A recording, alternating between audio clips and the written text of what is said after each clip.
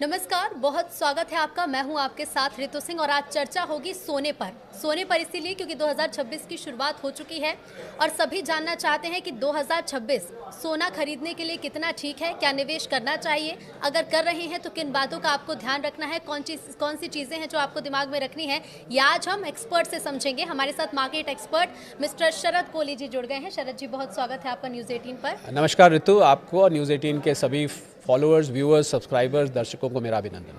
बिल्कुल, तो शरद जी, सबसे पहला सवाल तो यही बनता है कि 2026 क्योंकि शुरू हो चुका है, गोल्ड में निवेश के लिए 2026 कितना सेफ रह सकता है? देखिए, उतार चढ़ाव तो बहुत देखने को मिलेंगे और जो लोग गोल्ड सिल्वर में इंटरेस्ट रखते हैं, अगर गोल्ड की बात हो रही है, पहले गोल्ड की करता हूँ, तो उतार चढ़ाव आपको मिलेंगे। क्योंकि क्या होता है कि गोल्ड को समझने के लिए हमें ये देखना होगा कि गोल्ड में कौन लोग निवेश करते हैं।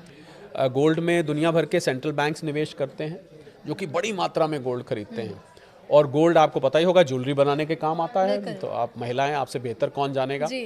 और एक बड़ी मात्रा ऋतु गोल्ड में डेरिवेटिव होता है। डेरिवेटिव का मतलब इसको बोलते हैं सट्टेबाजी होती है। सट्टेबाजी का अर्थ है, मैं दर्शकों के लिए आसान करके बता देता हूँ कि एक कमोडिटी एक्सचेंज होता है, उसको हम MCX भारत में बोलते हैं, मल्टी कमोडिटी एक्सचेंज। अमेरिका में इसको कॉमेक्स बोलते हैं, कमोडिटी एक्सचेंज। तो इसमें जब आप सोना खरीदते और बेचते हैं तो ऐसे नहीं खरीदा जाता कि आपने मेरे से खरीदा तो मैंने आपको 10 ग्राम सोना दे दिया, मैंने आपको बेचा तो 10 ग्राम आपसे ले लिया, वगैरह वगैरह। ऐसे नहीं चलता है। इसमें सिर्फ पेपर कॉन्ट्रैक्ट खरीदे बेचे जाते हैं। अब जैसे उदाहरण के तौर पर 5 फरवरी को, फरवरी के महीने का कॉन्ट्रैक्ट एक्सपायर हो रहा है। तो मैं क्या करूंगा कि मैं कहूंगा कि मुझे 1 किलो सोना मैंने खरीदा और 1 किलो सोना अब आज के रेट पे जाए तो करीब 1,40,00,000 रुपए का है। तो मैं क्या करूंगा कि सिर्फ 20% दे के और 1 किलो सोने का कॉन्ट्रैक्ट ले लूंगा। और जैसे ही वो 5 फरवरी आएगी, अगर वो 1,40 से ऊपर चला गया तो मुझे मेरा मार्जिन प्रॉफिट मिला के वापस मिल जाएगा, और अगर नीचे चला गया तो मेरे मार्जिन में से उतना काट लेंगे और मुझे बाकी वापस दे देंगे। तो ये मैंने इसलिए बताया कि ये जो उतार चढ़ाव इतना होता है, इसका एक कारण ये है कि ये बहुत बड़ी मात्रा में सोना जो है वो पेपर ट्रेडिंग के जरिए, पहले पेपर बोलते थे, आजकल तो वो डीमैट होता है, उसके ज़रिए वो कॉन्ट्रैक्ट किया जाता है। तो इसको ये देखना पड़ेगा कि 2026 में आपको, क्योंकि होता क्या है कि ऋतु, जैसे आप और हम चर्चा कर रहे हैं, जितनी ज़्यादा इसकी चर्चा होती है और सोशल मीडिया पे जितना आपको सोने और चांदी की वो ब्रिक्स थंबनेल्स में दिखाई देती हैं, तो उतना ज़्यादा इसमें लोगों का इंटरेस्ट बढ़ता है। और सेंट्रल बैंक्स तो मैंने आपको बताया पहले ही खरीद रहे हैं। तो आपके सवाल का मैं अब सीधा सीधा जवाब दूं तो मुझे सोने का लॉन्ग टर्म ट्रेंड ऊपर को दिखाई देता है। हो सकता है 2026 में बीच में कुछ दिन के लिए ठहर जाए, कुछ दिन के लिए थोड़ी करेक्शन आए, ये भी हो सकता है, पर लॉन्ग टर्म ट्रेंड ऊपर दिखता है। और इसका एक बहुत बड़ा कारण ऋतु मैं और बता दूं कि जो जियोपॉलिटिकल टेंशंस हैं, ये जो दुनिया भर में आपने विश्व युद्ध की बातें बार बार सुनाई दे रही हैं, अलग अलग देशों में युद्ध जैसे युद्ध जैसे हालात बन रहे हैं।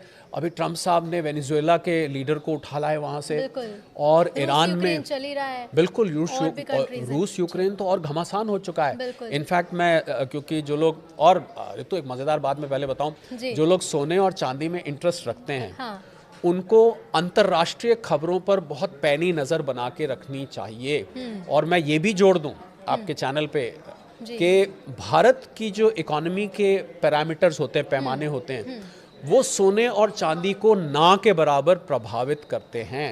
इस बात, ये बहुत इंपॉर्टेंट बात है।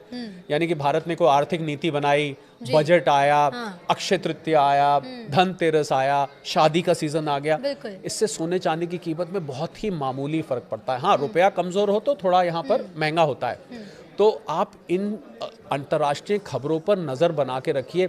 अगर वाकई में, मैं सबको आज ये हिदायत देना चाहूँगा, अगर आप सोने के शौकीन हैं और सोने में निवेश के शौकीन हैं, तो आपको अंतर्राष्ट्रीय खबरें आज से ही ट्रैक करनी शुरू कर देनी चाहिए। मैंने इसलिए जिक्र किया कि शायद कम लोग जानते हैं इस बात को कि रशिया के पास एक मिसाइल है, उसका नाम है ऑर्शनिक। और रशिया का एक पड़ोसी देश है, उसका नाम है बेलारूस।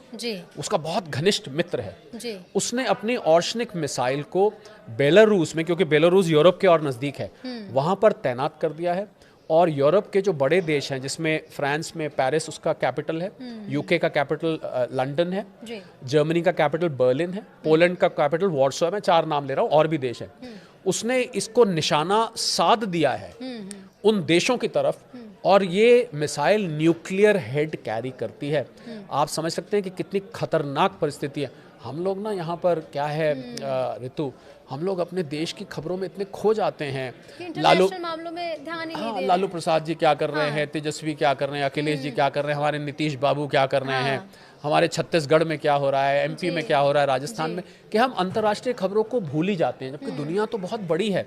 तो मुझे लग रहा है सोने चांदी के निवेशकों को और ट्रेडर्स को अगर वो अंतर्राष्ट्रीय खबरें नहीं खंगाल रहे तो वो हमेशा ही असमंजस में बने रहेंगे, उनको कुछ नहीं पता लग पाएगा कि क्या खबरों को देखकर वो कैसे समझे। जैसे आप तो मार्केट एक्सपर्ट है तो बता देंगे कि चलिए 2026 कितना सेफ है या फिर सोने में निवेश कितना सेफ है।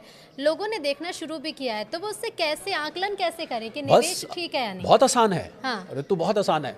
जब जब आपको लगे कि ये जियोपॉलिटिकल टेंशन बढ़ रही है, जब आपको लगे एक मिसाइल चली, एक रॉकेट चला, ईरान के लीडर ने ये स्टेटमेंट दिया, पुतिन साहब ने कहा मैं छोड़ूंगा नहीं, ट्रंप साहब ने कहा कि अब तो मैं लेकर रहूंगा ग्रीनलैंड को, तो जब जब आपको इस प्रकार की स्टेटमेंट सुनाई दें, समझ लीजिए सोना खुश हो रहा है।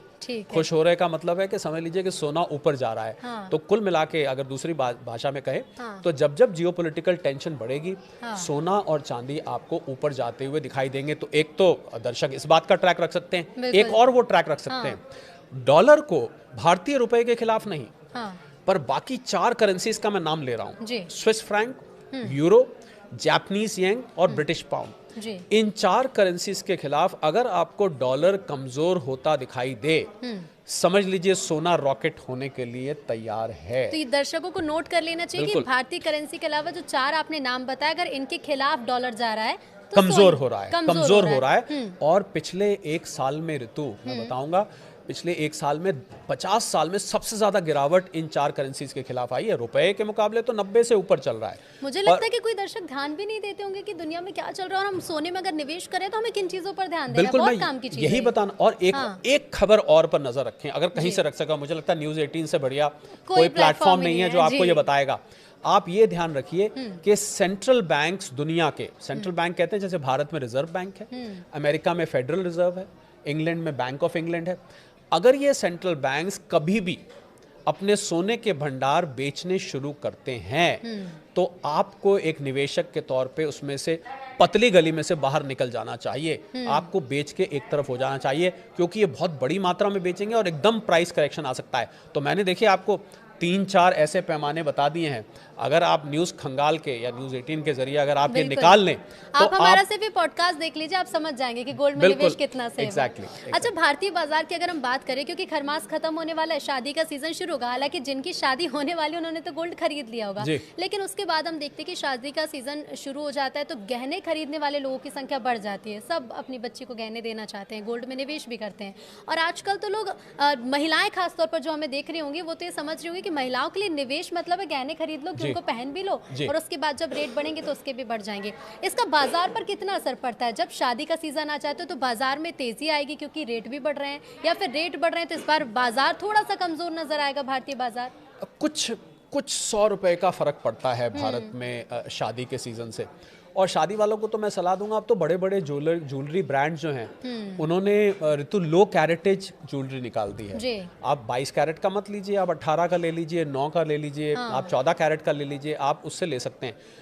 ज्वेलरी में निवेश नहीं करना चाहिए, क्योंकि ज्वेलरी को आप निवेश करेंगे तो आपका मेकिंग चार्जेस कट जाएगा और आपकी उसमें इम्प्योरिटी, जिसको गांव की भाषा में खोट कहते हैं, वो खोट निकाल दी जाती है, तो उससे आपका रिटर्न उसमें कम हो जाता है। तो अगर आपको गोल्ड लेना है निवेश के लिए तो आप बिस्किट्स ले सकते हैं, कॉइन्स ले सकते हैं, और सबसे अच्छा तरीका तो ऋतु ETF है। तो जहां तक आपने शादी की बात करी, मुझे लग रहा है आप शादी जो लोग कर रहे हैं उनको समझ में आ गया है कि भैया अगर किसी ने अपनी बेटी को मान लीजिए 5 तोले देना था, 50 ग्राम देना था, अब वो बेचारे 10 ग्राम ही मुश्किल से खरीद पा रहे हैं या 20 ग्राम खरीद पा रहे हैं। तो कोई बात नहीं, मुझे लग रहा है, देखिए तो आप ये बात मानेंगे, आप महिलाएं, आप इस बात से कुछ को समझ सकती हैं। आप जब शादी में पहन के जाते हैं और रील बनानी होती है, फोटो खिंचवानी होती है, थोड़ी ना कोई पूछता है ये मैडम जरा बताइए कितने कैरेट का आपने पहना हुआ है, ऐसे कौन पूछता है। आपने उस टाइम सजा और आपने उसको फोटो खिंचवाई, रील खिंचवाई, तो आप गहने को लो कैरेटेज का लगे।